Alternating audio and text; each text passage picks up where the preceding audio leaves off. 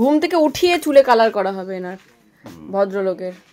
চুলগুলো কাটোনি কেন? ঝাংড়া ঝাংড়া চুল পুরো সামনে। এই শু পরে হাঁটতে যাবে তো? আমি যাব। ঠিক আছে, এখন রেখে দাও। Good morning everyone, welcome back to my channel. তো কালকের হচ্ছে অনেকের মতো সরস্বতী পুজো, আবার অনেকে করছে পরশুদিন। তো ব্যাপারটা বলে দিই, কালকে দুপুর 12টার পর পঞ্চমী পড়ছে, পরশুদিন সকাল 10টার মধ্যে ছাড়ছে।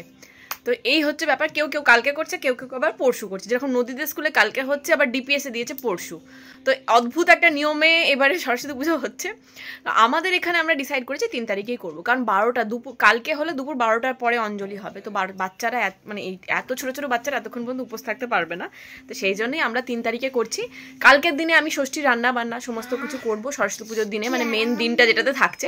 কারণ পরশু দিন তো সকাল 10টার মধ্যে তো পঞ্চমী খতম। পরশু দিন রান্না করে কোনো লাভ নেই, কালকেই রান্না করব। যদিও আমি শুধু মা আর বাবার জন্য করবো, কারণ সোমবারের ভাত আমিও খাবো না আর অভিষেকও খাবে না। কারণ একে তো আমরা সোমবারে খাই না মাছ টাছ, তার উপরে আবার এবার সরস্বতী পুজোটা করছি, তো সেই জন্য যেমন হয় খাবো। তো শুধু মা বাবার জন্য ষষ্ঠী রান্না হবে। সত্যি কথা বলতে আমি বলেছিলাম নিয়মটা তুলে দেবো, বাট আলটিমেটলি কি বলুন তো, ওনারা বয়স্ক মানুষ তো, আর ও যদি খেতে ইচ্ছা করে মানুষের, মানে এইটুকু রান্না করে দেওয়াই যায়, এটা এমন কোনো ব্যাপার না। তো মা হয়তো ষষ্ঠীর ব্রতটা করে না, কিন্তু যদি খেতে ভালোবাসে পান্তা ভাত, মাছের টক, মাছের ঝাল, সেটা নয় করে দেওয়াই যায়। তো মা বাবার মতো করে দেবো।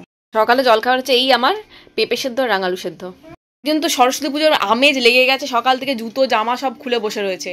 খাটে বসে কেউ জুতো পরে? নদী নিচে নেমে পা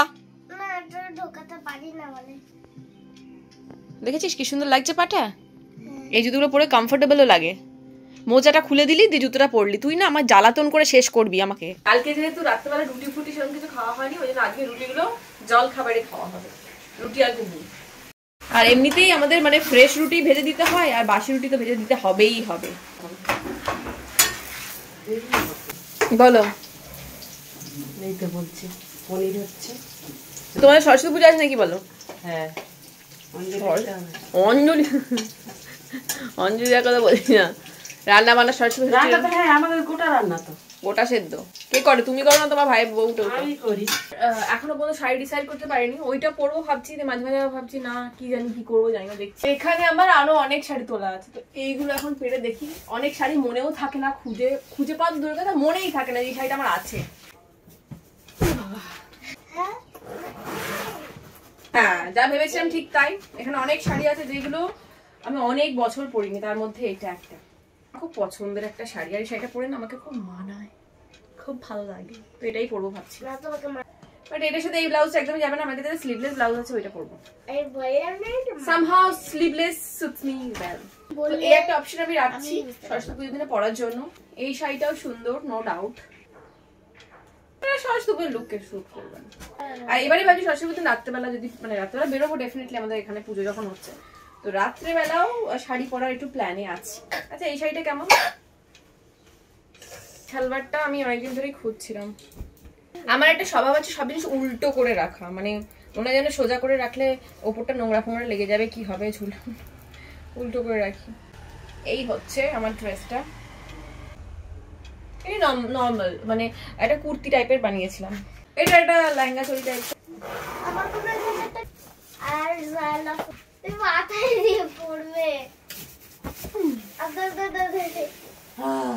এখানে আছে একটা ব্ল্যাক কালারের শাড়ি, একটা রেড কালারের শাড়ি। আর এইটা দেখা, এটা আমি যখন কলেজে ফার্স্ট ইয়ারে পড়ি, এই শাড়িটা আমি আগেও দেখেছিলাম। কলেজে ফার্স্ট ইয়ারে পড়া শাড়ি, এটা আমি নিয়েছিলাম আর আমাকে শাড়ি সাগর থেকে। এটাও নেটের শাড়ি, সে বছর নেটের শাড়ি বিশাল উঠেছিল।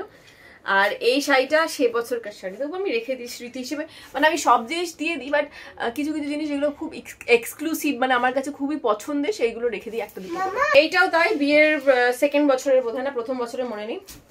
আর এটা তো আমি নমস্কারিতে পেয়েছিলাম, খুব সুন্দর শাড়িটা, প্যারেট গ্রিন কালারে। চলো ওকে, মিঠু দি চলে এসেছে। এসে দেখো এই টাকা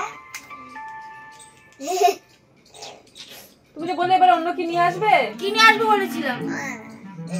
নরমালটা তুমি করবে, গরম লাগবে তোমার। না রিকা নাকি নিজেই বারণ করছে, রিকা আর করবো না নিজে। তুমি তো বললে যে খারাপ হয়ে গেছে, সেই জন্য তো আমি বললাম। খারাপ হয়নি, এটা আগের মতো, মানে অত সফট হয় না, সেইটা বলেছি। খারাপ কেন হতে যাবে? ওকে, তো আমি আজকে ফেশিয়াল সবই করাবো, বাট আমি সব থেকে এক্সাইটেড আজকে এটার জন্য।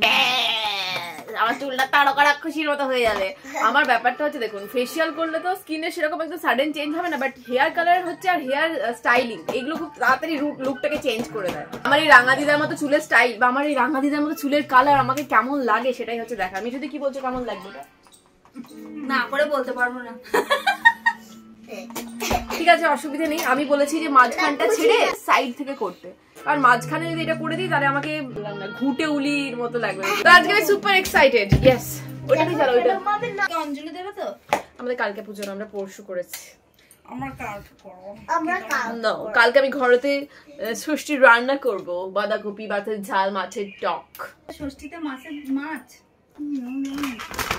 এই আমিও প্রথম এখানে এসে দেখছি ষষ্ঠীতে মাছ খাই এরা। যাই হোক, আমার চুলটা কথা যে সিল্কি লাগছে দেখ, শুধু দেখ। আমার আজকে কতগুলো কাজ চিন্তা করুন, আর বসে বলছি শুধু বরকে ফোন করে। এসে থেকে আমার বরের সাথে কথা হলো, আবার শুধু ফোন করছে বরকে। মিস করছি তো এলাকা, এই হচ্ছে ব্যাপার। আমার আজকে কত কিছু বলুন দেখো দেখি। চুলে কালার করতে হবে, আজকে মৌকে এরকমই দেখতে লাগবে, আইব্রো করব, তারপরে ভ্যাকসিন করব, ফেশিয়াল করব। ওটা দেখা, ওই পুরো দাঁড়িয়ে নাচছে। কি বদমাইশি শুরু করেছে আজকে এই মহিলা, দেখুন। নদী মিউজিক চালাচ্ছে, তো আমি কি করব? পড়ে যাচ্ছে বডি। এক্সারসাইজ করছে, এক্সারসাইজ হয়ে গেছে।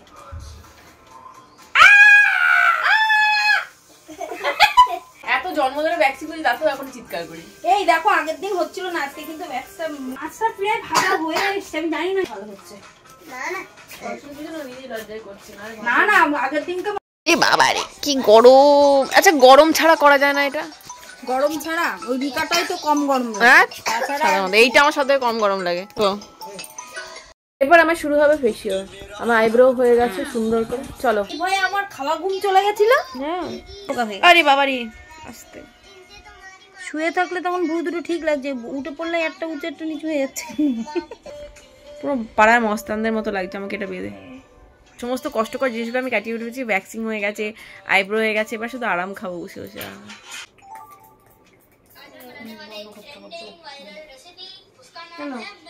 আরে এইটা গালে গেলে তেতো লাগবে, চোখে গেলে জ্বালা। হ্যাঁ, আমি ভাবলাম যে অনেক দেরি হবে। যাই হোক, সবকিছু হয়ে গেছে আমার কমপ্লিট। এবার শুধু হেয়ার কালারটা বাকি আছে। আমি প্যারাডাইজে হেয়ার কালার করছি, কিরম কি কালার আসে এরপর এটা পুরোপুরি ডিটেল শর্টস বানাবো, আপনারা দেখতে ভুলবেন না। ঠিক আছে? ব্রাশ দিয়েছে? হ্যাঁ, ব্রাশ দিয়েছি। ব্রাশটা খুব সফট, দেখো একদমই যাই। খুন্তি নাড়াচ্ছে আমি শুধু, ব্রাশ দিয়ে খুন্তি নাড়াচ্ছে। আচ্ছা, মিঠু দিদি আমাকে কালারটা লাগিয়ে দিয়ে চলে গেল, বাট কালার দেখি বোঝা যাচ্ছে এটা আসবে না। কালার কিছুই আসেনি আমার চুলে কালার। খুব কষ্ট দুঃখ হচ্ছে, চুলটা কালোই করে দিচ্ছে। যাই হোক, আমি এখন চুলটা ধুয়ে নেবো। মনের মতো কালো হলো না, কি করবো। চুল ধুয়ে চলে এসেছি, এবার সেরামটা অ্যাপ্লাই করে নেবো। আমার ফেভারিট সেরাম যদি বলেন এই লিবনটা, বেশ ভালো। এই যে ভদ্রলোক অফিস থেকে ফিরেই অর্ডার করেছে আজকে। ফুল কই? আমার মাথায় সাজানো। কেন ফুলটা নাও, কাঁচা কাঁচা খেয়ে নাও। আমি খেয়ে নেবো নুন ছড়িয়ে। খাও না, ভালো তো, খাও নুন ছড়িয়ে। ওই একটা অ্যাড দেখো না, কাঁচা কাঁচা ফুলকপি বাঁধাকপি খায়। তো যথারীতি বরের কথা মতো লেগে পড়েছে আমি বকফুলের বড়া ভাজতে। ও বললো ভাতের সাথে, আমি ভাতের সাথে জেনারেলি করি বকফুলের বড়া, কিন্তু ও বললো এখনই খাবে ও সন্ধ্যেবেলায়। বকফুলগুলো এত বড় বড় না, বাজারে যেগুলো পাওয়া যায় একটু ছোট ছোট, এগুলো বিস্তারিত হয়ে রয়েছে। দেখুন, ছাড়লাম। জেনারেলি বকফুল আমরা বাজার থেকেই কিনে আনি, কিন্তু এবারের বকফুলগুলো কিন্তু গাছ থেকে পাড়া। জানেন কোথায়? আমাদের সোনারগাঁওতেই একটা ভিলা আছে, যেখানে বাইরে বিশাল বড় একটা বকফুলের গাছ আছে, যেখান থেকে এত এত বকফুল ঝুলছে। মানে বাড়ির যিনি ওনার, উনি তো খেতে পারছেনই না, আর এক গাদা রুকসানাকে দিয়ে দিয়েছে। রুকসানাও খেয়ে মানে শেষ করতে পারে না, তো সেই জন্য আমাকে দিয়েছিল। আসলে রুকসানাদের পাশে মানে পেছনের দিকের বাড়িটা। আর এত সুন্দর বকফুল গাছটা একদিন আপনাদেরকে দেখাবো। আমি না জীবনে কোনোদিন বকফুলের গাছ দেখিনি, এই প্রথম দেখলাম, যেটা এত বড়, প্রায় দোতলা বিল্ডিংয়ের সমান একটা বকফুলের গাছ সোজা হয়ে দাঁড়িয়ে আছে, আর চারিদিক থেকে এরকম শাখা প্রশাখায় লম্বা লম্বা বকফুল ঝুলছে।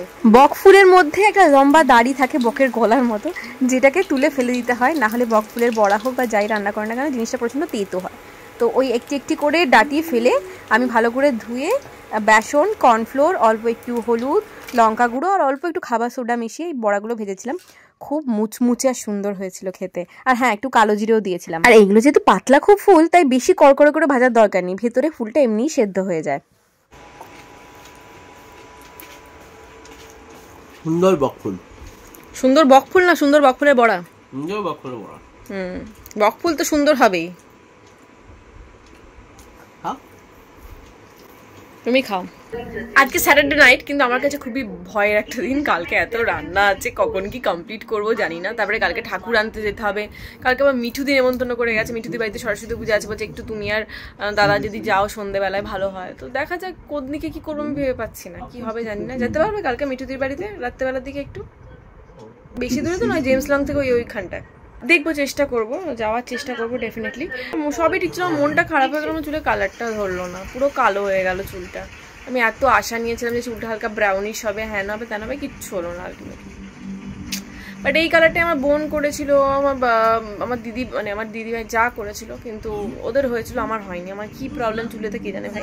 একটা হটস্টারের সিরিজ দেখছি, এই সুরঙ্গ বা খাজানা নিয়ে কিছু একটা ব্যাপার স্যাপার আছে। এই যে এইটা হচ্ছে আমার ওয়াইফ ডে এর গিফট। অনেক মোটা হয়ে যাবে। তুমি তো ওই জন্য এনেছো মোটা করে। ওয়াইফ ডে, তুমি ওয়াইফের মতন মোটা হও। কেন ওয়াইফ মানেই মোটা? ওয়াইফ হট অ্যান্ড সেক্সি হতে পারে না? আচ্ছা, ওয়াইফ ডের জন্য চকলেট নিতে, তাহলে তুমি চকলেট ডেতে কি নিয়ে আসবে? নাটিজ নিয়ে আসবে ভর ভর কে। নাটিজ আর স্নিকার। চকলেটে তোমাকে ডুবিয়ে রাখবো যাতে পুরো একদম বাবল গাম হয়, ফুটবল হয়ে যায় এরকম থপ থপ। অসুবিধা নেই, আমি সারাদিন চকলেটই খাবো আর ভাত খাবোই না।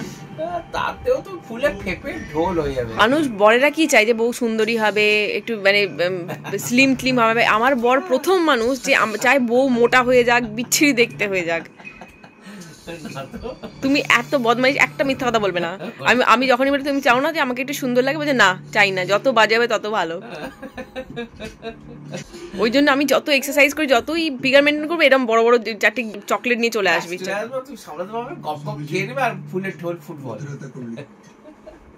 আর আমি একমাত্র এই চকলেটের লোভ সামলাতে পারি না। বিরিয়ানি ফিরিয়ানি সব সামলে নেবো, কিন্তু চকলেটের লোভ সামলাতে পারি না। তুমি কি করে জানলা যে ওয়াইফ ডে? এসব কি বাপের জন্মে শুনিনি তো ওয়াইফ ডে? না। আর হাজবেন্ড ডে কবে? শুধু ওয়াইফ ডেই আছে। চকলেট খেতে খেতে আজকে ব্লগটা আমি শেষ করছি। আমি সমস্ত কালকে গুছিয়ে গেছি রাখবো, কারণ কালকে রান্না তো আছেই, সাথে আবার মানে কালকে সরস্বতী পুজো রিগার্ডিং সমস্ত জিনিসপত্র গুছিয়ে রাখবো, যাতে সকালবেলা স্নান টান করে, এই দেখুন ওয়াইফ ডে বলে নিজেই মানে চকলেট খেয়ে নিচ্ছে। আমার পড়ে গেল অর্ধেকটা, তুলে নিয়ে খেয়ে নিল। এইটা খেও না তুমি, ওইটা খাও। আমারটা আমার ফেভারিট। যাই হোক, সরস্বতী পুজোর দিন যাতে মানে সকালবেলা ঝামেলা না হয়, নদীর জামা আমার জামা অভিষেকের তো গোছানোই মানে ইয়েই আছে, ও পাঞ্জাবি আর জিন্সের ওপর পরে নেবে। তো আমাদের জুয়েলারি ফুয়েলারি সমস্ত কিছু আমরা গুছিয়ে রেখে দেবো, যাতে সকালবেলায় উঠেই রেডি হয়ে বেরোতে পারি।